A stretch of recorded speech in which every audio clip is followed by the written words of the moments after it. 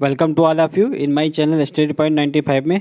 स्वागत है आप सभी लोगों का हमारे चैनल में। देखिए आज से हम लोग जो पेट का एग्ज़ाम होने वाला है, ठीक है, 20 तारीख को, 20 अगस्त को, तो उसका हम लोग प्रैक्टिस सेट देखेंगे। देखिए आज से हम लोग जो प्रैक्टिस सेट देख रहे हैं, यह बुक जो है घटना चक्र की बुक आई हुई है। प्रैक्टिस सेट इसमें 10 प्रैक्टिस सेट हैं। इसके प्रैक्टिस सेट जो है बहुत ही अच्छे हैं, ठीक है, इनको आप लोग ज़रूर करिएगा। इसमें 10 प्रैक्टिस सेट आप लोगों को देखने को मिलेंगे, ठीक है। और ये जो प्रैक्टिस है ना, ये बहुत ही अच्छे प्रैक्टिस सेट हैं, तो इनको आप लोग करिएगा। इसके पश्चात हम लोग इसी के साथ साथ हम लोग आप लोगों के लिए रुक्मणी के भी प्रैक्टिस सेट आए हुए हैं मार्केट में। उसमें 30 प्रैक्टिस सेट हैं, उनको भी हम डेली 2 प्रैक्टिस सेट रुक्मणी के आप लोगों को प्रोवाइड करवाएंगे, और 1 प्रैक्टिस सेट आप लोगों को घटना चक्र का प्रोवाइड करवाएंगे, ठीक है, और 2 रुक्मणी के प्रोवाइड करवाएंगे। तो देखिए डेली 3 प्रैक्टिस सेट आप लोगों को देंगे, तो आप लोग प्रैक्टिस सेट जरूर लगाइएगा। इससे आप लोगों की तैयारी और बेहतर हो सकेगी, और साथ ही साथ आप लोगों ने अभी तक कितना तैयार कर रखा है वो भी आप लोगों की तैयारी की परख हो जाएगी यहाँ पर, ठीक है। तो इसको आप लोग जरूर देखिएगा। इसमें आप लोगों को अच्छे मैथ के क्वेश्चन भी अच्छे भी देखने को मिल जाते हैं, और साथ ही साथ जीएस का लेवल भी इसमें ठीक है, ठीक है। चलिए शुरू करते हैं यहाँ से हम लोग। अगर आप लोगों ने अभी तक चैनल को सब्सक्राइब और वीडियो को लाइक नहीं किया तो चैनल को सब्सक्राइब जरूर कर दीजिए, और वीडियो अगर अच्छा लगे आप लोगों को तो वीडियो को लाइक जरूर करिएगा, ताकि इससे हम लोगों को थोड़ा मोटिवेशन मिलता है, और आगे जल्दी से जल्दी वीडियो बनाने के लिए प्रोत्साहन मिलता है, ठीक है। तो आप लोग जो है चैनल को सब्सक्राइब और वीडियो को लाइक ज़रूर करिएगा। अगर आप लोगों को इसका पीडीएफ चाहिए तो इसका पीडीएफ हम टेलीग्राम में अवेलेबल करवा देंगे, उसका लिंक नीचे दे देंगे, आप वहाँ से इसका पीडीएफ भी डाउनलोड कर सकते हैं। चलिए शुरू करते हैं। पहला क्वेश्चन देखिए यहाँ पर क्या है, तो इसको थोड़ा जूम कर लेते हैं हम लोग। देखिए ये हिंदी में है, ओनली वन भाषा में, ये हिंदी में, ठीक है। देखिए यहाँ पर पहला क्वेश्चन है कि मोहनजोदड़ो का स्थानीय नाम क्या था। तो स्थानीय नाम क्या है मोहनजोदड़ो का? ऑप्शन है रेत का टीला, या फिर नदी मुख भूमि का टीला, या फिर मृतकों का टीला, या फिर जीवन का टीला। तो देखिए इसका क्या नाम था? मृतकों का टीला, ठीक है। ये आप लोग याद रखिएगा, बहुत बार ये क्वेश्चन आया हुआ है, मृतकों का टीला मोहनजोदड़ो को। बढ़ते नेक्स्ट है प्रारंभिक बौद्ध ग्रंथों की रचना किसमें की गई है? ऑप्शन है प्राकृत पाठ, पाली पाठ, संस्कृत पाठ, या फिर चित्रलेखी पाठ।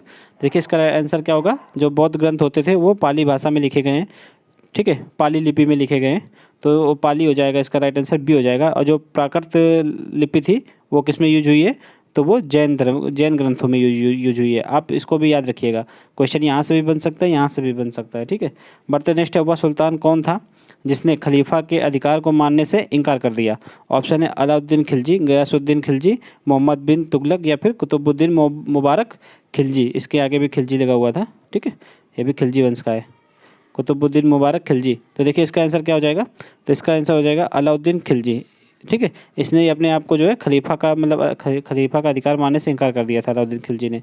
और जो कुतुबुद्दीन मुबारक खिलजी हैं, इसने स्वयं को खलीफा घोषित किया था। ये क्वेश्चन भी बहुत इंपॉर्टेंट है, ठीक है। कुतुबुद्दीन मुबारक खिलजी ने स्वयं को खलीफा घोषित किया था, इसको भी आप लोग याद रखिएगा।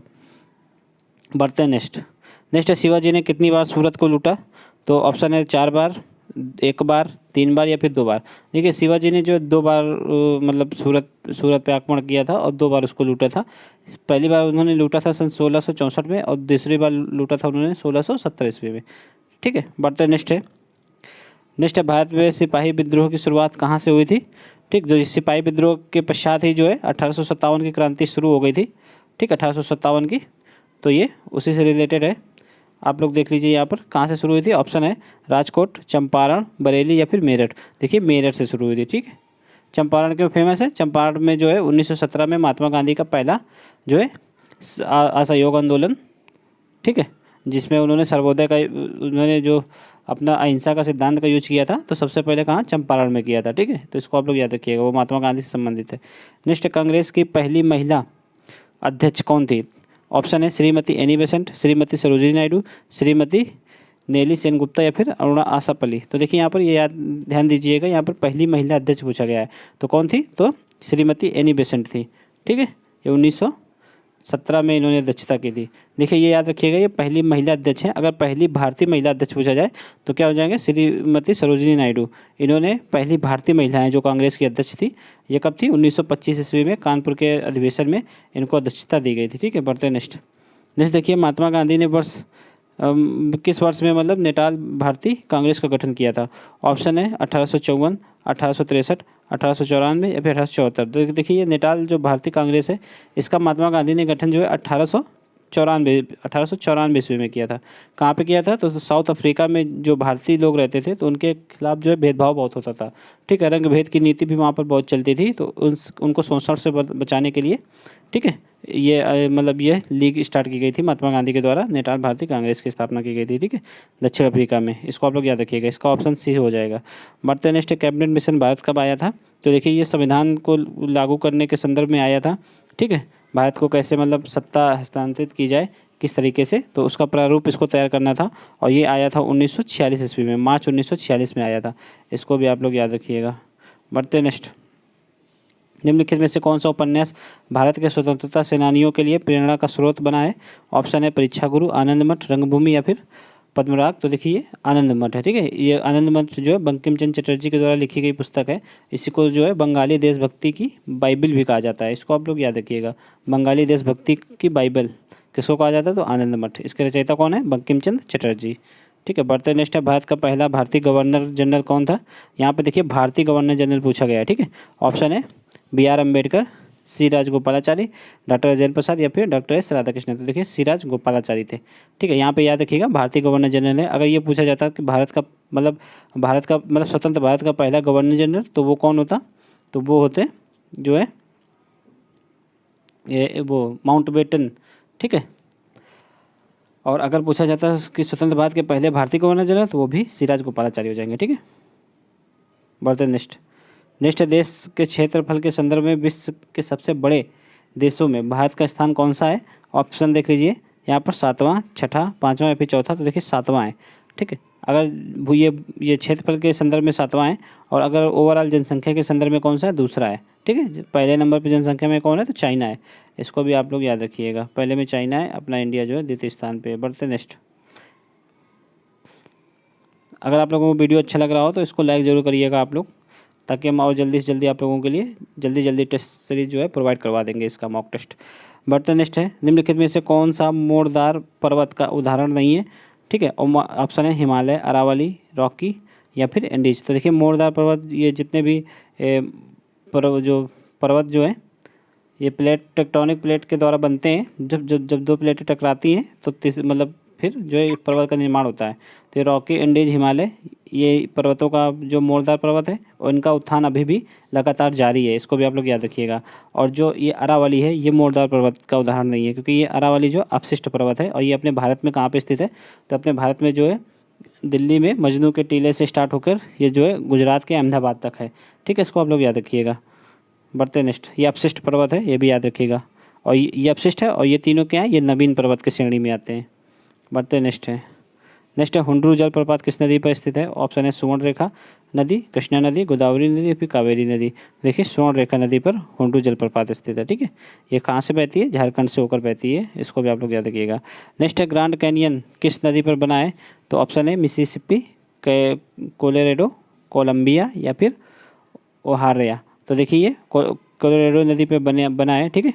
कोलोराडो नदी कहाँ पे बहती है? तो ये अमेरिका में बहती है, USA में, ठीक है। बढ़ते नेक्स्ट, देखिए निम्नलिखित में से कौन सा देश जो है संसार में यूरेनियम का सबसे बड़ा भंडार का उत्पादक है? तो यूरेनियम का सबसे बड़ा उत्पादक कौन सा देश है? तो देखिए यहाँ पर निम्नलिखित में से कौन सा देश संसार में यूरेनियम का सबसे बड़ा उत्पादक पूछा गया है? ऑप्शन है कनाडा, दक्षिण अफ्रीका, कजाकिस्तान या फिर USA। तो देखिए कजाकिस्तान में भंडार और उत्पादन इस समय वर्तमान में दोनों कजाकिस्तान में ही प्रथम नंबर पे आता है। इसको आप लोग याद रखिएगा। बढ़ते नेक्स्ट है, दुग्ध उत्पादन में संसार में भारत का कौन सा स्थान है? तो दुग्ध उत्पादन में, और देखिए दुग्ध उत्पादन में भारत जो है पहले नंबर पर। ये तो काफ़ी फेमस क्वेश्चन है, ठीक है। इसको आप लोग याद रखिएगा। नेक्स्ट है, राजकोषीय घाटा का अर्थ क्या है? तो देखिए इसका क्या हो जाएगा? ऑप्शन बी हो जाएगा, सरकार के कुल राजस्व और कुल व्यय के बीच का अंतर को क्या बोलते हैं? राजकोषीय घाटा बोलते हैं। बढ़ते नेक्स्ट है, भारत में योजना आयोग का गठन किस वर्ष किया गया था? ऑप्शन है 1947, 1950, 1949 या फिर 1952। देखिए 1950 ईस्वी में योजना आयोग का गठन किया गया था। और योजना आयोग को समाप्त कब किया गया? तो योजना आयोग को जो है समाप्त कर दिया गया था। समाप्त करने के बाद इसके बाद 1 जनवरी 2015 को किसकी स्थापना की गई थी? नीति आयोग की गई है, ठीक है। नीति आयोग की स्थापना 1 जनवरी 2015 को की गई है। इसको भी आप लोग याद रखिएगा। बढ़ते नेक्स्ट, नेक्स्ट है भारत में राष्ट्रीयकृत बैंकों की संख्या कितनी है?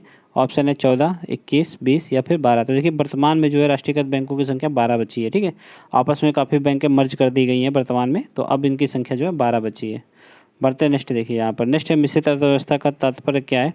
तो मिश्रित अर्थव्यवस्था मतलब देख लीजिए यहाँ पर जो मतलब निजी उद्योग और सरकारी उद्योग दोनों व्याप्त हो जहाँ पर, तो उसे मिश्रित अर्थव्यवस्था कहते हैं। देखिए इसमें कौन सा मिल रहा है? बी नंबर मिल रहा है, निजी और सार्वजनिक दोनों क्षेत्रों की विद्यमानता, तो उसको क्या बोलेंगे? मिश्रित अर्थव्यवस्था। ठीक है, बढ़ते नेक्स्ट है। संविधान सभा ने भारत के संविधान को कब अंगीकृत किया, यानी कि कब एडॉप्ट किया गया था संविधान जो है भारत संविधान सभा के द्वारा? तो देखिए ये जब संविधान को अडॉप्ट कब किया गया था, तो 26 नवंबर 1949 को किया गया था। ठीक है, देखिए अपने प्रस्तावना में यही डेट पड़ी हुई है, उसमें लिखा है साफ साफ कि ये 26 नवंबर 1949 को एडॉप्ट द्वारा हम लोग मतलब संविधान को अंगीकृत आत्मसमर्पित करते हैं। तो ये आप लोग याद रखिएगा। भारत नेक्स्ट है। स्वतंत्रता का अधिकार भारतीय संविधान के किन अनुच्छेदों में वर्णित है? तो अनुच्छेद 12 से 18, अनुच्छेद 19 से 22, अनुच्छेद 23 से 28 या फिर अनुच्छेद 29 से 50। तो देखिए अनुच्छेद 19 से लेकर 22 तक में क्या है? स्वतंत्रता का अधिकार है। ठीक है, ये देखिए मौलिक अधिकार है, फंडामेंटल राइट में आएगा ये। ठीक है, कितने प्रकार के फंडामेंटल राइटों की चर्चा की गई है? तो 6 प्रकार के। मूल संविधान में कितने प्रकार के थे? 7 प्रकार के। इसमें से एक संपत्ति का अधिकार हटा दिया गया था। अब वर्तमान में 6 प्रकार के अधिकारों की चर्चा की गई है। इन्हीं में से एक अधिकार है स्वतंत्रता का अधिकार, जिसका उल्लेख जो है संविधान के अनुच्छेद 19 से लेकर 22 तक में की गई है। इसको आप लोग याद रखिएगा। अगर पूछा जाए मूल अधिकार किस अनुच्छेद के बीच में आता है? देखिए मूल अधिकार जो है भाग किस में आता है? संविधान के भाग 3 में आएगा मूल अधिकार। और अनुच्छेद आर्टिकल, तो आर्टिकल जो है 12 से लेकर 35 के मध्य आते हैं। ठीक है, इसको आप लोग याद रखिएगा। बढ़ते हैं नेक्स्ट है लोकसभा का कार्यकाल कितनी बार 6 वर्ष तक का बढ़ाया गया है? तो देखिए ये ऑप्शन है 1 बार, 2 बार, 3 बार या फिर कभी नहीं। देखिए 1 बार बढ़ाया गया था जब आपातकाल लगाया गया था। कब? 1975 ईस्वी में जब आपातकाल लगा था। तो जो है वर्तमान लोकसभा उस समय मतलब तत्कालीन लोकसभा का कार्यकाल 1 वर्ष बढ़ा दिया गया था, तो उस टाइम वो 6 वर्ष तक चली थी लोकसभा। तो इसका राइट आंसर ए हो जाएगा। ठीक है, अभी तक 1 बार ही बढ़ाया गया है। बढ़ते नेक्स्ट देखिए। नेक्स्ट है सर्वोच्च न्यायालय के न्यायाधीश की आयु मतलब किस आयु में सेवानिवृत्त होते हैं, यानी किस आयु में वो रिटायरमेंट उनको घोषित कर दिया जाता है रिटायर? तो ऑप्शन क्या है? देखिए 60 वर्ष, 62 वर्ष, 64 वर्ष या फिर 65 वर्ष। तो राइट आंसर क्या हो जाएगा यहाँ पर? 65 वर्ष हो जाएगा। ठीक है, और उच्च न्यायालय, ये देखिए सर्वोच्च न्यायालय है सुप्रीम कोर्ट, उच्च न्यायालय के लिए 62 वर्ष निर्धारित की गई है। इसको भी आप लोग याद रखिएगा। नेक्स्ट है 73वें संविधान संशोधन अधिनियम के अनुसार पंचायत का कार्यकाल कितना होता है? तो देखिए ये 5 वर्ष का होता है। ये एकदम सीधा सा क्वेश्चन है। ठीक है, लोकसभा का कार्यकाल भी 5 वर्ष का होता है, पंचायत का भी कार्यकाल भी 5 वर्ष का होता है। इसको आप लोग याद रखिएगा। नेक्स्ट है बर्फ पर स्केटिंग करना प्रदर्शित करता है कि दाब बढ़ाने पर बर्फ का गलनांक। तो जब स्केटिंग की जाती है, आप लोगों ने देखा होगा बर्फ पे लोग वो पहिए वाले स्लीपर्स पहन के चलते हैं, तो उसको स्केटिंग बोलते हैं। तो उसमें बर्फ़ पे चलना वो कैसे संभव हो पाता है? जब बर्फ़ पे चलते हैं तो दाब पड़ता है, दाब से जो है उसका गलनांक क्या होगा? गलनांक और घट जाता है। ठीक है, इससे जो है बर्फ़ नहीं पिघलती है। अगर गलनांक बढ़ जाता तो फिर क्या होता? बर्फ़ पिघल जाती है। ठीक है, इसको आप लोग याद रखिएगा, गलनांक घट जाता है।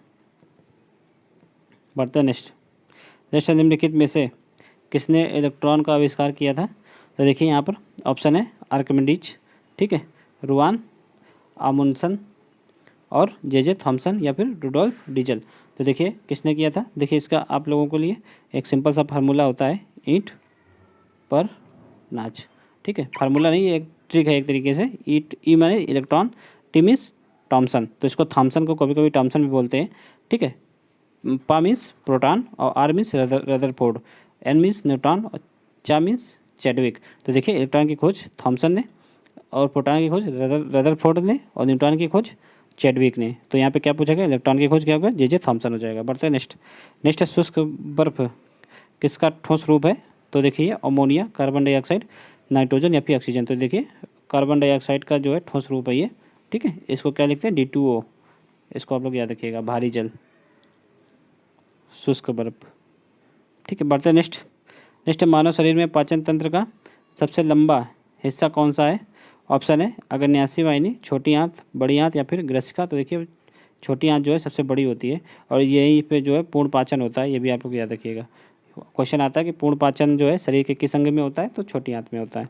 बढ़ते नेक्स्ट लाल रक्त कोशिकाओं के निर्माण के लिए शरीर का कौन सा अंग जिम्मेदार है? तो ऑप्शन है मस्तिष्क, फेफड़े, अस्थि मज्जा या फिर हृदय। देखिए जो आरबीसी होते हैं, आरबीसी इनका निर्माण जो है शरीर जो हड्डी होती है उसके बोन मेरो में होता है, अर्थात अस्थि मज्जा में। तो इसका राइट आंसर सी हो जाएगा। अगर पूछा जाए तो कि इनका कार्यकाल देखिए कितना होता है, 120 दिन का होता है। ठीक है, 120 दिन तक यानी कि ये जीवित रहती हैं। और ये मरती कहाँ पे हैं? तो ये लीवर में मरती हैं जाकर, लीवर और स्प्लीन में। ठीक है, इसको भी आप लोग याद रखिएगा, लीवर और स्प्लीन में इनकी डेथ होती है जाकर। बढ़ते नेक्स्ट है, 60 से 80 के बीच आने वाली सभी अभाज्य संख्याओं का योग कितना होगा? तो देखिए 60 से 80 के बीच अभाज्य संख्याएं कौन कौन सी होंगी, इसको आप लोग देख लीजिए एक बार। 61 आएगी, 67 आएगा। ठीक है, और कौन कौन सी संख्या आ जाएंगी यहाँ पर? 67 के बाद क्या आएगा? 60, फिर आएगा 73 आएगा, फिर 79 आ जाएगा। ठीक है, अब इनको आप लोग कैलकुलेट कर लीजिए, फिर कैलकुलेट करके बताइए कितना आएगा, जोड़िए इनको।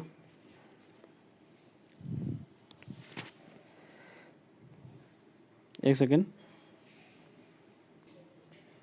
जब इनको कैलकुलेट करेंगे आप लोग तो 351 आ जाएगा। ठीक है, बढ़ते नेक्स्ट है, यदि A/B बराबर C/D बराबर 5 है तो इसकी वैल्यू आप लोगों को ज्ञात करनी है। तो इसमें आप लोग कैसे कर सकते हैं? A बराबर क्या कर सकते हैं? 5B कर सकते हैं। ठीक है, और यहाँ पर C बराबर क्या लिख सकते हैं आप लोग? C बराबर 5D। तो यहाँ पर जहाँ पर A है वहाँ पर आप लोग क्या कर दीजिए, B के फॉर्म में वैल्यू लिख दीजिए। तो ये भी B, ये भी B, और यहाँ पर आप लोग जहाँ पे C है और D के फॉर्म में लिख दीजिए ये भी D, ये भी D। फिर बाद में कॉमन लेके आप लोग जब इसको आसानी से ये हो जाएगा, आप लोग काटिएगा इसका आराम से, आप लोगों को 5 आंसर निकल के आ जाएगा। ठीक है, बढ़ते नेक्स्ट है, एक लघुत्तम पूर्ण संख्या को, ठीक है, इसमें गुणा करने पर पूर्ण वर्ग प्राप्त हो, जो संख्या जो है पूर्ण वर्ग प्राप्त होती है तो वह संख्या x है। ठीक है, जिससे गुणा कर रहे हैं वह संख्या x है। ठीक है, तो x के अंकों का योग क्या होगा? अब देखिए पूर्ण वर्ग कैसे बनेगा, तो पहले इसका हम लोग वर्गमूल निकाल लेते हैं। ठीक है, इसको हम लोग कैसे निकालेंगे, देखिए यहाँ पर सिंपल विधि द्वारा इसको हम लोग निकाल लेते हैं। तो पहले कैसे करेंगे, इसको 3 से डिवाइड करेंगे।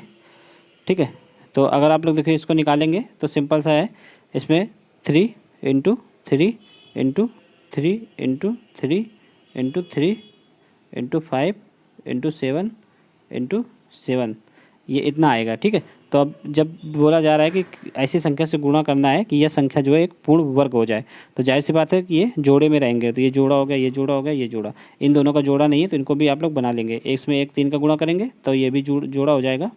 ठीक है, इसमें 3 का गुणा, इसमें 5 का गुणा कर देंगे 5 में, तो ये भी जोड़ा हो जाएगा। तो इसमें किसका गुणा किया हम लोगों ने? एक बार 3 का किया, एक बार 5 का किया, तो ये संख्या करेंगे यानी कि 15 का गुणा कर देंगे। अगर हम लोग जो है ये 59,535 में 15 का गुणा कर देंगे तो जो भी संख्या प्राप्त होगी वो एक पूर्ण वर्ग प्राप्त होगी। ठीक है, अब ये पूछा जा रहा है वो संख्या क्या है? x है। अब इसका योग कितना होगा? तो इन 5 और 1 का योग कितना हो जाएगा? 6। तो इसका राइट आंसर क्या आ जाएगा? 6।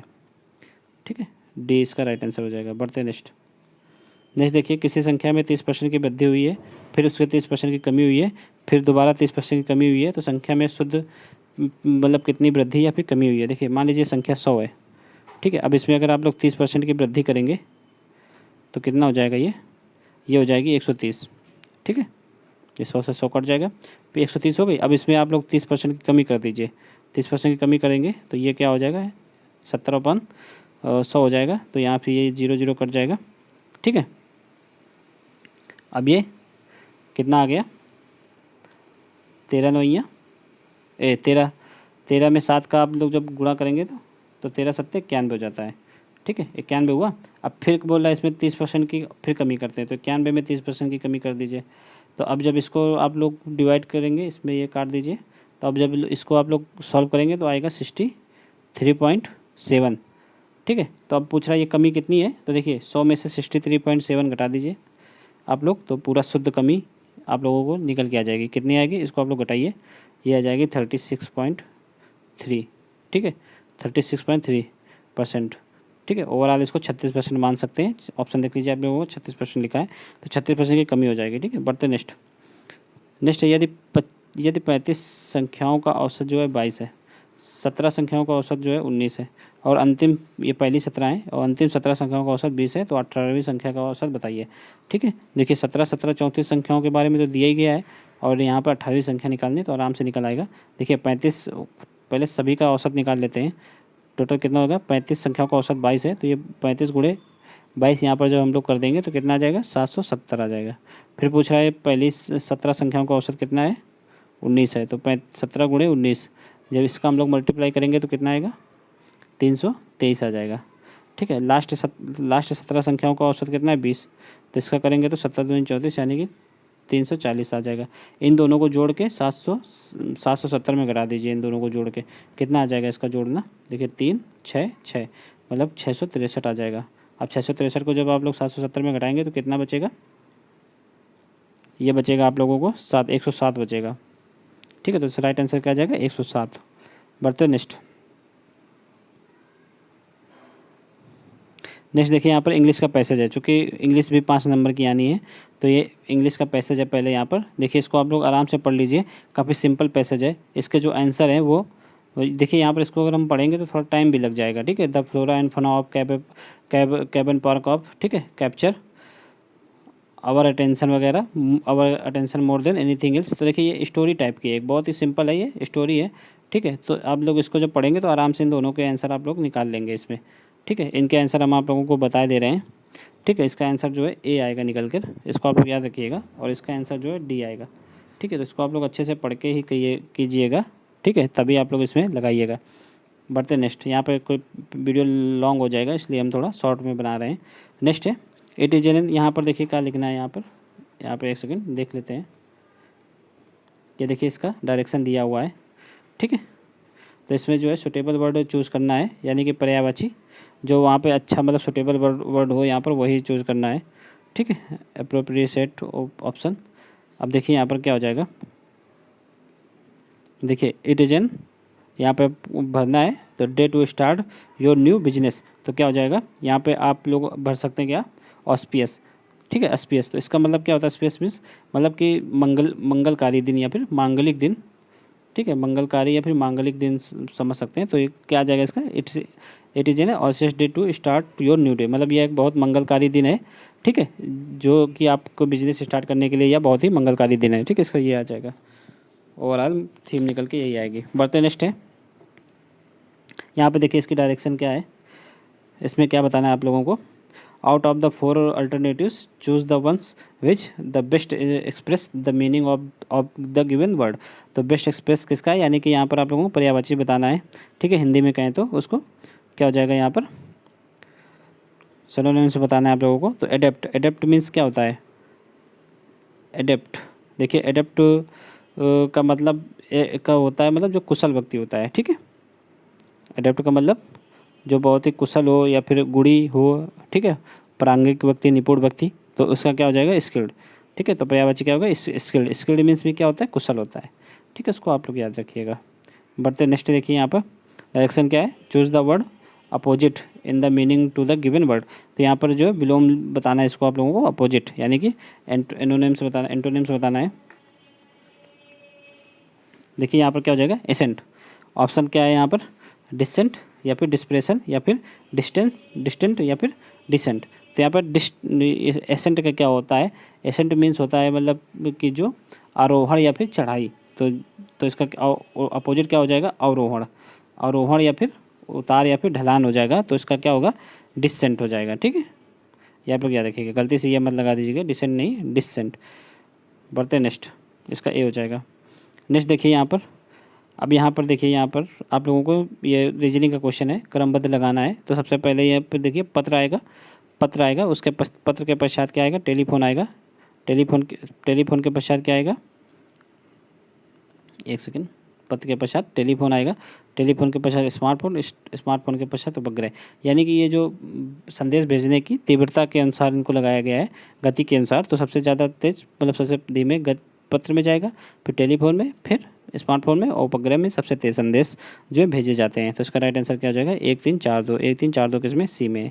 बढ़ते नेक्स्ट है, देखिए 5 लोगों ने एक दौड़ में भाग लिया, कार्तिक ने प्रभजोत के एकदम पीछे ही दौड़ रहा है। ठीक है, जो कार्तिक है वो प्रभजोत के पीछे दौड़ रहा है, यानी कि प्रभजोत जो है कार्तिक से आगे। तो इसमें यहाँ पर हम आगे के लिए थोड़ा मतलब बड़ा वाला सिंबल यूज कर लेते हैं। ठीक है, आगे, फिर उसके बाद कह रहा है कि फराज ने लक्ष्य से एकदम पहले दौड़ पूरी की। तो लक्ष्य है ये, और लक्ष्य से पहले किसने पूरी कर ली? फराज ने। ठीक है, यहाँ पर फराज ने पहले कर ली। फिर उसके बाद कह रहा है अनिल ने फराज के एकदम पहले दौड़ पूरी की। तो फराज से भी पहले किसने दौड़ पूरी की? अनिल ने। अब आगे है कि अनिल ने तीसरे स्थान पर दौड़ पूरी की। तो अनिल जब तीसरे स्थान पे है तो जाहिर सी बात है ये दोनों इससे भी पहले यानी कि रेस पूरी कर चुके हैं। तो ये वाला पूरा सीरीज उठ के इधर आ जाएगा।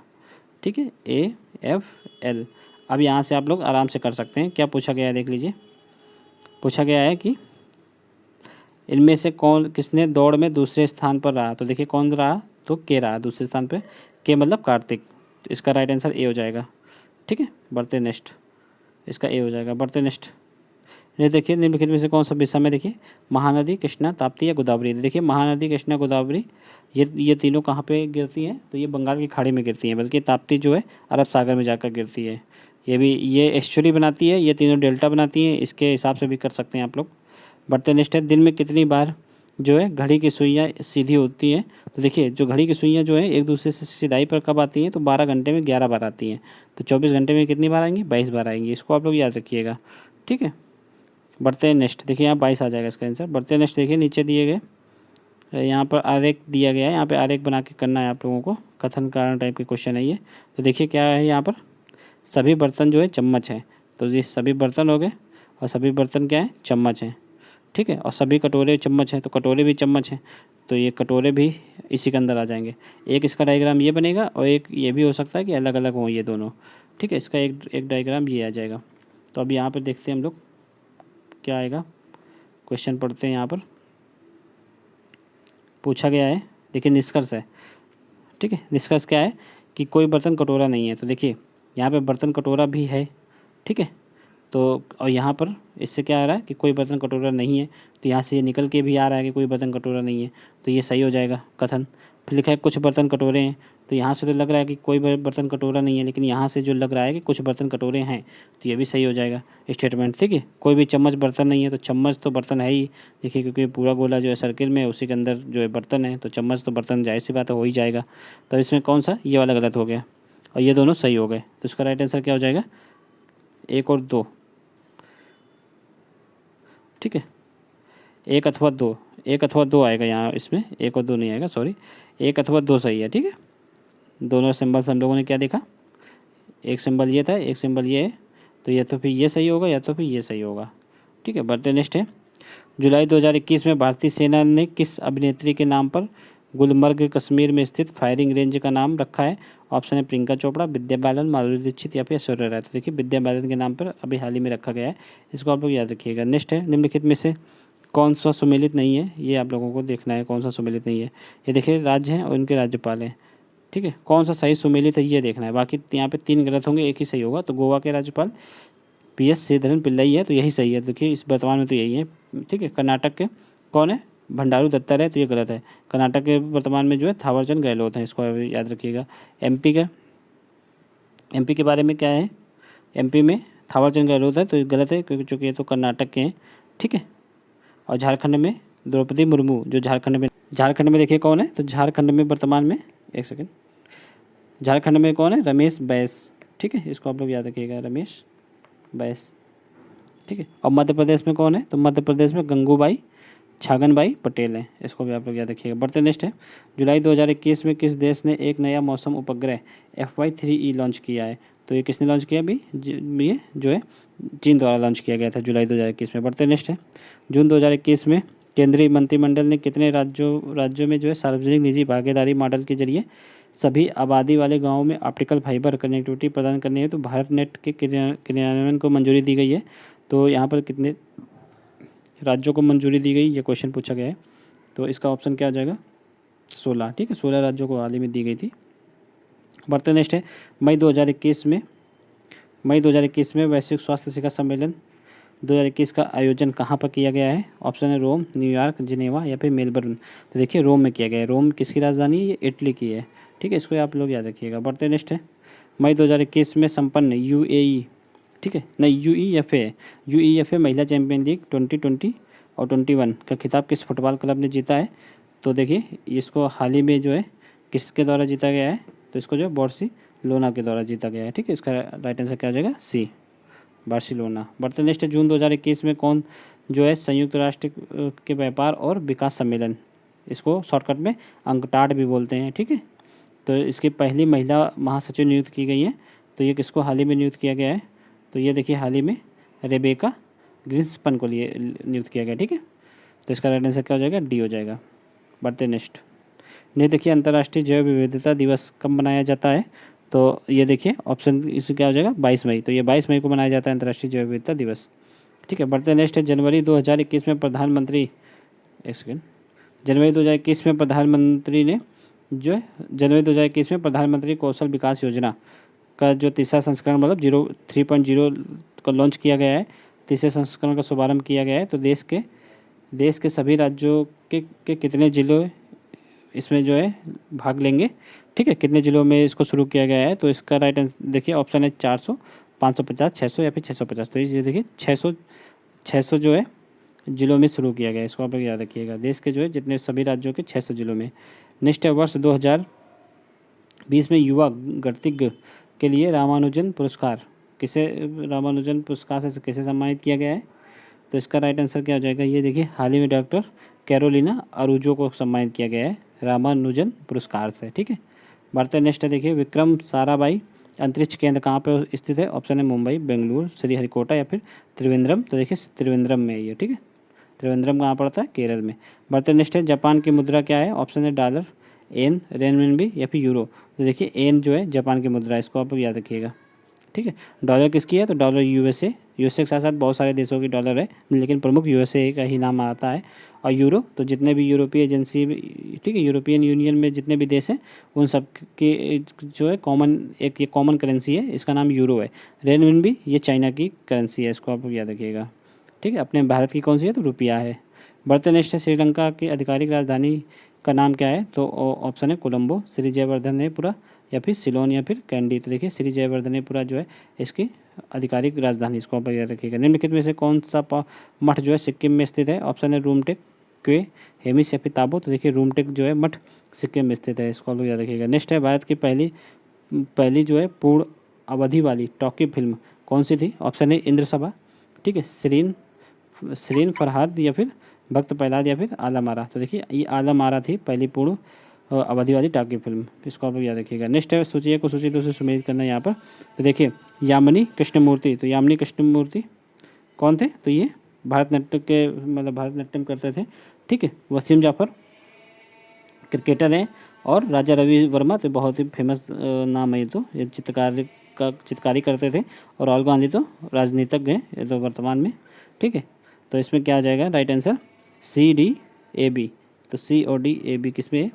देख लीजिए CDAB ऑप्शन ए में है। ठीक है, तो राइट आंसर ए हो जाएगा। बढ़ते नेक्स्ट है, द रेड साड़ी किसके द्वारा लिखी गई है? तो ऑप्शन है ममता बनर्जी, JVN मोरो, मलाला यूसुफजई या फिर नील मुखर्जी। तो देखिए JVN मोरो के द्वारा हाल ही में लिखी गई पुस्तक है। बढ़ते नेक्स्ट है, यहाँ पर देखिए नेक्स्ट है, भारत के दौरे पर आने वाला जो है पहला अमेरिकी राष्ट्रपति कौन था? तो देखिए यहाँ पर भारत के दौरे पर जो है सबसे पहले अमेरिकी राष्ट्रपति कौन से आए हुए थे? तो इसका राइट आंसर क्या हो जाएगा? DD Eisenhower. ठीक है, तो राइट आंसर ए हो जाएगा। बढ़ते नेक्स्ट है, डॉक्टर अल्फ्रेड नोबल द्वारा निर्धारित अक्षय निधि में से किस क्षेत्र में जो है नोबेल पुरस्कार नहीं दिया जाता? तो देखिए ऑप्शन है शांति, औषधि, अर्थशास्त्र या फिर रसायन शास्त्र। देखिए औषधि में चिकित्सा ही होता है, इससे आप लोग कंफ्यूज मत होइएगा। तो चिकित्सा के क्षेत्र में तो दिया ही जाता है नोबेल पुरस्कार।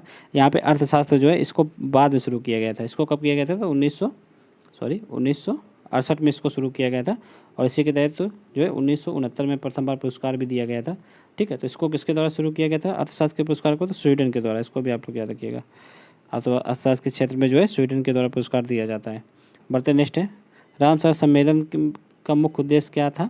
तो देखिए रामसर सम्मेलन कब हुआ था? तो ये 1971 में कहाँ पे हुआ था? ईरान में हुआ था। ठीक है, तो उसमें जो है आर्द्रभूमि के संरक्षण की बात की गई है। ठीक है, तो इसका राइट आंसर ए हो जाएगा। ठीक है, और इसको भारत ने इसको कब अपनाया था? तो भारत ने इसको जो है 1982 ईस्वी में अपनाया था, इसको भी आप लोग याद रखिएगा। बढ़ते नेक्स्ट है, अब यहाँ से देखिए आप लोग ये हिंदी है। ठीक है, तो हिंदी का ये गद्यांश है, आप लोग इसको पढ़िएगा और हिंदी के गद्यांश को स्वयं करने की कोशिश करिएगा। ठीक है, इसमें देखिए 5 क्वेश्चन दिए गए हैं, इसको आप लोग अच्छे से पढ़ लीजिए रोक करके। ठीक है, इसको आप लोग रोक के अच्छे से पढ़ लीजिए। इसको हम लोग धीरे धीरे इसलिए चला रहे हैं। फिर इसके पश्चात आप लोग ये हिंदी के पाँचों आंसर हैं, 5 क्वेश्चन हैं, इनके आंसर देने की कोशिश करिएगा, ठीक है, और मन में ही बनाइएगा। ये काफ़ी हिंदी इजी है, आप लोग इसको आराम से कर लेंगे, इसलिए हम यहाँ पर नहीं करवा रहे हैं। और इसका आंसर जो है हम आप लोगों को कमेंट बॉक्स में कमेंट कर देंगे, आप लोग यहाँ से करके कमेंट बॉक्स में आकर के अपना ज़रूर मिला लीजिएगा, ठीक है, कि कौन कौन से आप लोगों के सही हैं। अब बढ़ते नेक्स्ट है, देखिए नेक्स्ट है, नेक्स्ट यहाँ से थोड़ा मैथमेटिक्स के हैं, ठीक है, ग्राफ और चार्ट वगैरह।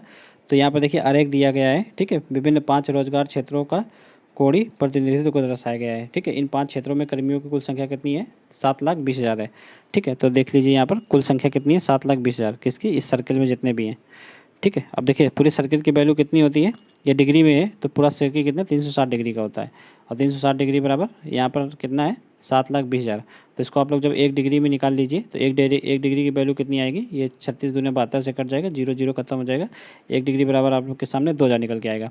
और परसेंटेज में भी निकाल लीजिए, पूरा 100% की वैल्यू कितनी दी गई है? 100% की वैल्यू दी है 7,20,000, ठीक है, 7,20,000। तो इसकी 1% की वैल्यू कितनी आएगी? 100% की वैल्यू ये, 1% की वैल्यू निकल के आ जाएगी आप लोगों के लिए 7200।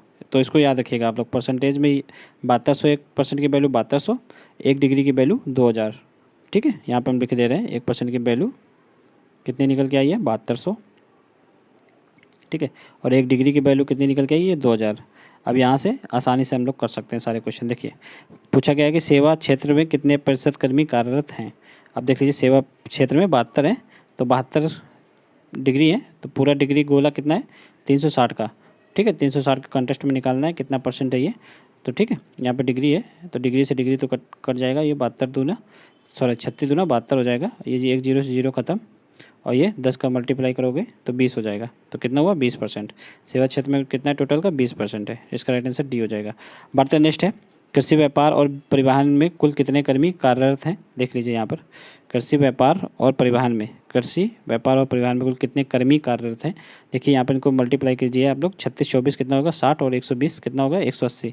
180 डिग्री है, 1 डिग्री की वैल्यू कितनी बताई थी अभी हमने आप लोगों को? 2,000। तो इसमें आप लोग 2,000 का गुणा कर दीजिए, कितना आ जाएगा इसका?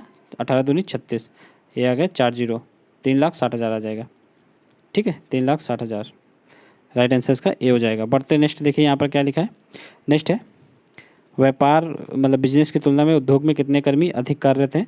देखिए व्यापार की तुलना में उद्योग के बारे में पूछा गया है, व्यापार में कितने? 24 डिग्री, उद्योग में 108 डिग्री। जब इसको आप लोग घटाइएगा तो कितना आएगा? 108 में 24 घटाइए 84 आएगा, 84 डिग्री, 84 डिग्री अधिक कार्यरत है। अब इन्हीं को आप लोग संख्या में परिवर्तित कर लीजिए, 1 डिग्री बराबर 7200 था, तो 84 गुणे 1 डिग्री बराबर 2,000 था, ठीक है, बराबर 2,000।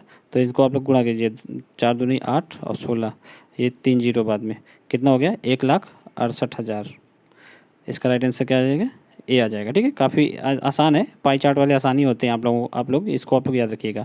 उद्योग, इससे घबराने की जरूरत नहीं है आप लोगों को देख के, ठीक है। उद्योग क्षेत्र में कितने कर्मी कार्यरत हैं? अब देख लीजिए कितने कर्मी कार्यरत हैं उद्योग क्षेत्र में। उद्योग में 108 डिग्री है, 108 डिग्री गुणे 2,000 कर दीजिए, आसानी से आ जाएगा, ठीक है। कितना हुआ ये? 108 दूनी 216, और बाद में 3 जीरो इधर, 3 जीरो वहाँ बचेंगे, तो कितना है? 2,16,000, ठीक है। उद्योग क्षेत्र में 2,16,000 कर्मी कार्यरत हैं। इसका राइट आंसर क्या हो जाएगा? डी हो जाएगा। बढ़ते नेक्स्ट देखिए यहाँ पर परिवहन व्यापार और सेवा क्षेत्र में कार्यरत कुल कर्मियों की संख्या कृषि में कार्यरत कुल कर्मियों की संख्या से कितना अधिक है? परिवहन व्यापार और सेवा क्षेत्र, परिवहन देख लीजिए यहाँ, परिवहन व्यापार और सेवा क्षेत्र, ठीक है, ये 3 का जोड़ना है आप लोगों को। तो इन तीनों को जोड़िए, कितना आएगा? इन तीनों को जो जोड़िएगा 36 और 24 आएगा 60, और 72, 60 72 आ जाएगा 132। और पूछा गया कृषि के संदर्भ में पूछा गया है, कृषि से कितना ज़्यादा है? कृषि से जो है कितना ज़्यादा है? तो ये 12 डिग्री ज़्यादा है। अब ये इन्हीं को अगर संख्या में बदलेंगे तो इसमें 2,000 का गुणा कर लेंगे हम लोग, तो कितना आ जाएगा? ये 12 दूनी 24, कितना आ जाएगा? 24,000। राइट आंसर क्या हो जाएगा? 24,000। देख लीजिए कहाँ पे ये 24,000? ऑप्शन सी में, ठीक है, पहला हो गया। अब दूसरा चार्ट कर लेते हैं हम लोग ये, ठीक है। अब देखिए यहाँ पर दिया गया है खंड आरेख में जो है एक बार ग्राफ है, इसमें 6 वर्षों के दौरान 2 स्कूलों के विद्यार्थियों की संख्या दर्शाई गई है। 6 वर्ष कौन कौन से? ये देख लीजिए, 2008, 2009, 10, 11, 12, 13, और ये विद्यार्थियों की संख्या है, ठीक है। और ये जो वाइट वाले हैं स्कूल बी हैं और ब्लैक वाले स्कूल ए है। अब यहाँ से क्वेश्चन सॉल्व करते हैं। क्वेश्चन है किस वर्ष में दोनों स्कूल के विद्यार्थियों की संख्या का निरपेक्ष अंतर सबसे अधिक है। किस वर्ष में दोनों स्कूलों के विद्यार्थियों की संख्या का निरपेक्ष अंतर सबसे अधिक है। देख लीजिए अंतर यहाँ पे सबसे अधिक किस में है। इसमें आप लोगों को सबसे अधिक अंतर लग रहा है 2012 में, देखिए ठीक है। सबसे अधिक अंतर 2012 में है। इसमें अंतर कितने का है 400 का, ठीक है। तो इसका राइट आंसर क्या हो जाएगा 2012, ठीक है। देख लीजिए और इतना अंतर किसी में भी नहीं है, ठीक। इसमें कितने का अंतर है, तो इसमें तो कमी का अंतर है 90 का। देखिए 400 का सबसे ज़्यादा अंतर है, इसमें देखने से ही पता चल रहा है। बढ़ते नेक्स्ट।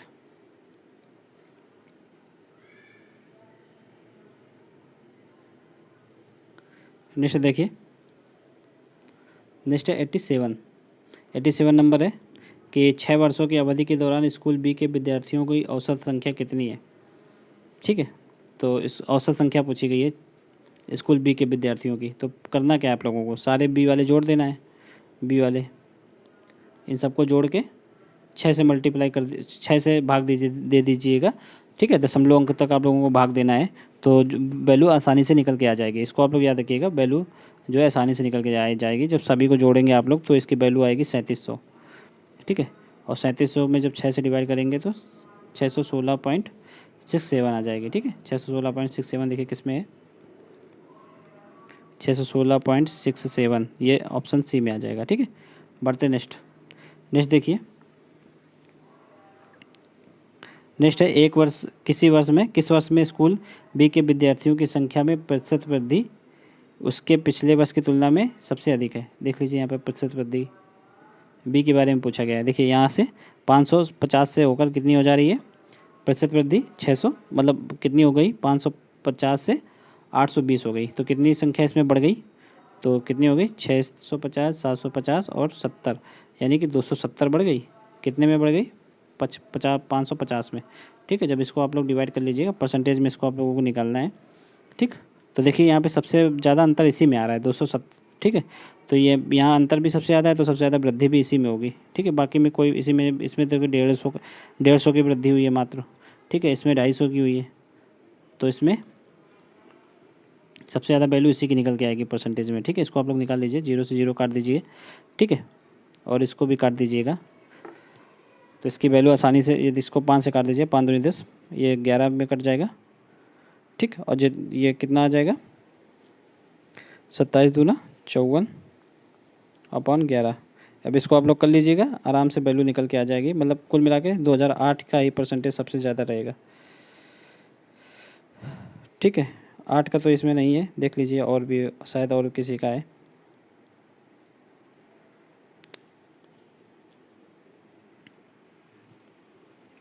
जब उसका आप लोग निकालेंगे तो 49.09% आएगा।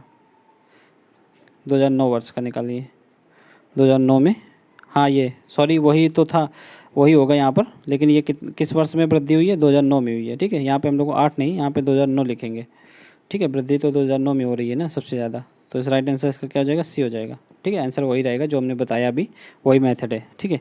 नेक्स्ट है सभी वर्षों के दौरान स्कूल बी और स्कूल ए के कुल विद्यार्थियों का अनुपात क्या है। अब देखिए इन सबको जोड़ना है आप लोगों को। तो देखिए अभी बी वालों को हम लोगों ने जोड़ ही लिया है, बी वालों को कितना आएगा 3700 आया है। अब ए वालों को जोड़ लीजिए, ए वाले ये हैं सारे ब्लैक वाले, ठीक है। इनको आप लोग जोड़ लीजिए, इनको जोड़िए, कितना ये 640 प्लस 800 प्लस 500 प्लस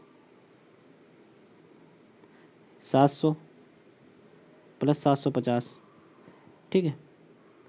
इन सबको आप लोगों को जोड़ना है, ठीक है। इन सबको जब जोड़ेंगे आप लोग तो आएगा, जोड़िए यहाँ पर आएगा 4290, एक सेकेंड, ये आएगा 4290।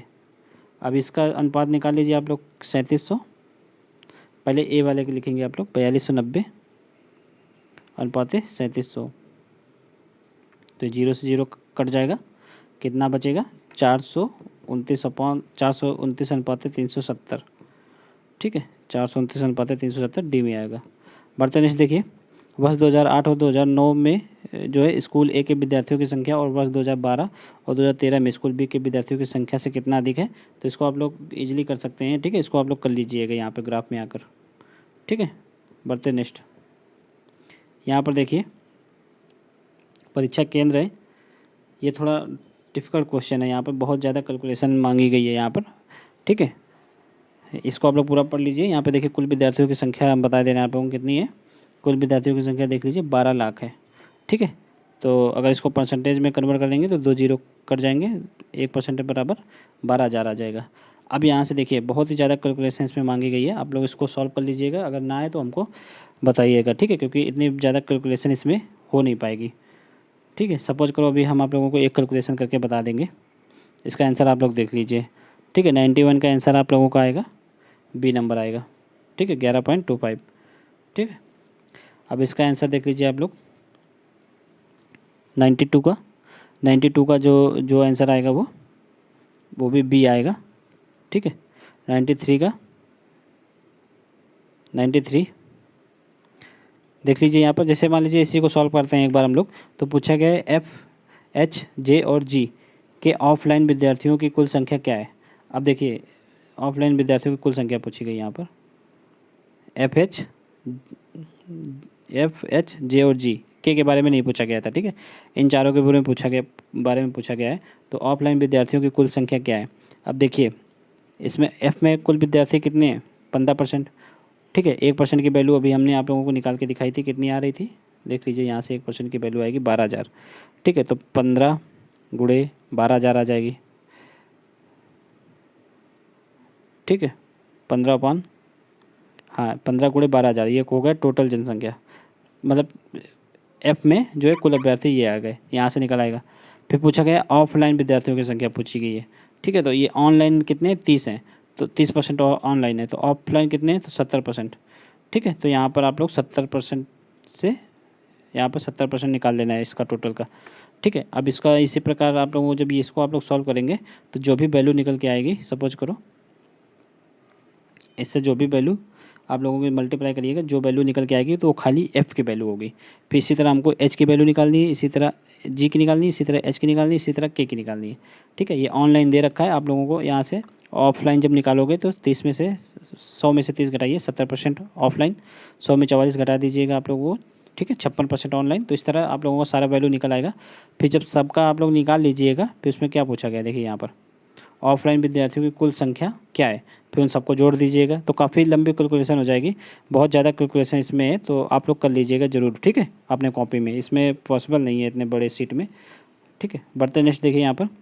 नेक्स्ट है परीक्षा केंद्र के में कुल उपस्थित अभ्यर्थियों की संख्या का परीक्षा केंद्र जे में कुल ऑफलाइन अभ्यर्थियों की संख्या का क्या अनुपात है, ठीक है। अब देख लीजिए यहाँ पर परीक्षा केंद्र के बारे में मान लीजिए पूछा गया है। के में उपस्थित कितने हैं, कुल उपस्थित कितने हैं। अब देखिए के में टोटल 16% है। 16% को आप लोग अगर डिजिट में कन्वर्ट करेंगे तो 1% की वैल्यू कितनी निकाल गई थी हम लोगों ने, तो 12,000। तो अब इसको 16,000 को गुणे 12,000 कर देंगे। अब पूछा गया उपस्थित कितने हैं, तो अनुपस्थित हैं 20%, तो उपस्थित हैं 80%, तो इसका 80% निकाल लीजिए आप लोग, ठीक है। अब इसको आप लोग जब काट देंगे तो इससे आप लोगों का कैलकुलेशन करिएगा, तो इसमें जो है के की कुल अभ्यर्थियों के उपस्थित की संख्या निकल आएगी, ठीक है। सेम इसी तरह आप लोगों को क्या करना है, ठीक है, एक सेकंड, के वाला सॉल्व हो जाएगा। फिर इसी तरह आप लोगों को जे के कुल ऑफलाइन अभ्यर्थियों की संख्या निकाल लेनी है, फिर उन दोनों को अनुपात निकाल देना है, ठीक है। तो ये काफ़ी लंबा कैलकुलेशन है, आप लोग इसको जरूर कर लीजिएगा, इसको भी कर लीजिएगा, आसान है। अब इसको हम लोग कर दे रहे हैं, देखिए लास्ट है। देखिए दिया गया है कि दी गई तालिका में 2012 से 2017 के दौरान जो है विभिन्न model A B C D और ई की उत्पादित कारों की कुल संख्या जो है हज़ारों में दर्शाई गई है।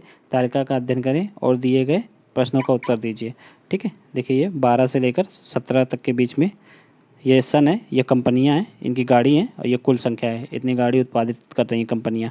अब देख लीजिए यहाँ पर सब हज़ार में है, ठीक है।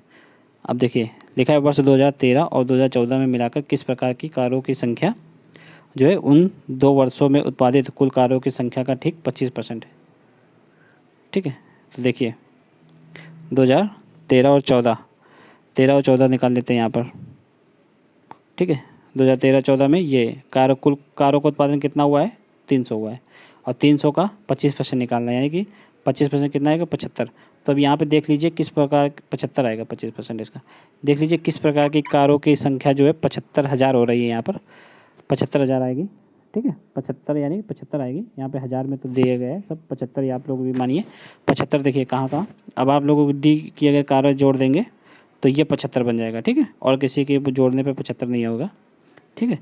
हम लोग डी को जोड़ देंगे तो कितना आ जाएगा, 75 आ जाएगा। तो डी इसका राइट आंसर हो जाएगा, ठीक है। बढ़ते नेक्स्ट देख लीजिए, वर्ष 2015 में उत्पादित किस प्रकार की कारों की संख्या उस वर्ष में उत्पादित कुल कारों की संख्या का ठीक 20% है। देख लीजिए वर्ष 2015 में, ये 15 है, इसमें से टोटल कितना है, 100 कारें मान लीजिए उत्पादित हो रही हैं, तो इसका 20% कितना हुआ, 20।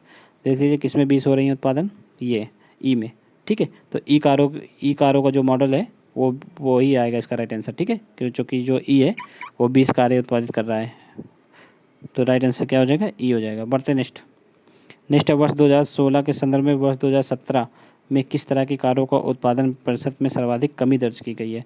2016 की तुलना में 17 में, देखिए 16 की तुलना में 17 में, देखिए प्रतिशत में निकालना है, यहाँ पर सबसे ज़्यादा कमी आप लोगों को यहीं पे दिख रही है, ठीक है। तो 12 उत्पादित हो रही हैं 2017 में, 2016 में कितनी थी, 36, तो इसका कितना परसेंट कम है। तो देखिए सबसे ज़्यादा अंतर इसी में है, तो सबसे ज़्यादा कमी भी इसी में होगी। देखिए ये तो बढ़ रहा है, इसमें कमी हो ही नहीं रही है, इसमें 4 की कमी हो रही है, तो जाहिर सी बात है इसकी कमी ज़्यादा है, ठीक है। इसकी कमी कितनी, 24 है, इसके आधार भी छोटा है, ठीक है। इसमें देख लीजिए इसमें कमी है, इसमें भी कम कमी है, तो इसमें सबसे ज़्यादा कमी इसी में आएगी आप लोगों की निकल के, ए वाले मॉडल में, ठीक है, ए मॉडल में। इसको आप लोग कॉमन सेंस करके ऐसे भी कर सकते हैं, पूरी कैलकुलेशन भी नहीं करनी पड़ेगी। तो इसका राइट आंसर क्या आ जाएगा, ए आ जाएगा। नेक्स्ट देखिए, वर्ष 2012 की तुलना में वर्ष 2016 में कारों के उत्पादन में कितने प्रतिशत की वृद्धि हुई है। 2012 की तुलना में 2016 में, देख लीजिए 2012 में 120 कारें उत्पादित हुई हैं, 2016 में 180, तो कितनी कारें अधिक उत्पादित हुई हैं, 60, ठीक है। और किसके तुलना में, 2012 की तुलना में, ठीक है। 2012 में 120 हुई हैं, ठीक है। अब इसमें हम लोग 100 से गुणा कर देंगे, जो कि परसेंट में पूछा गया है, यहाँ पे 0 से 0 खत्म, ठीक है। 6 दूनी 12, 2 से 1 काट दीजिए, 5 आ जाएगा, 5 से 50 हो जाएगा, कितनी हो गया यहाँ पे 50%, राइट आंसर डी आ जाएगा। बढ़ते नेक्स्ट है 2014 और 2015 में उत्पादित कुल कारों की औसत संख्या क्या है। देख लीजिए 2015 और 2014-15 में कितनी कारें उत्पादित हुई 2014-15 में, 170, 270। औसत निकालना है, 2 से मल्टीप्लाई कर दीजिए, कितना आ जाएगा यहाँ पर, 1 और 25 यानी कि 135 आ जाएगा। राइट आंसर कितना आ जाएगा, 135। तो ये हो गया, देखिए पूरा सेट हो गया, यहाँ पर हम लोगों ने देख लिया है, ठीक है। अब हम लोग दूसरा सेट देखेंगे। अगर आप लोगों को इसका PDF चाहिए तो हम इस प्रैक्टिस सेट जो है, ये किसका है, देख लीजिए आप लोग, घटना चक्र का। इसका हम लोग आप लोगों को प्रैक्टिस सेट जो है नीचे उसमें टेलीग्राम में पेस्ट करे दे रहे हैं, यही सेट आप लोग वहाँ पे जाकर टेलीग्राम को ज्वाइन करिए, वहाँ से आप लोग इसका PDF डाउनलोड कर सकते हैं। चलिए मिलते हैं नेक्स्ट वीडियो में, तब तक आप लोग चैनल को सब्सक्राइब, अगर वीडियो आप लोगों को अच्छा लगा हो तो इसको लाइक ज़रूर करिएगा, ठीक है। चलिए मिलते हैं नेक्स्ट क्लास में।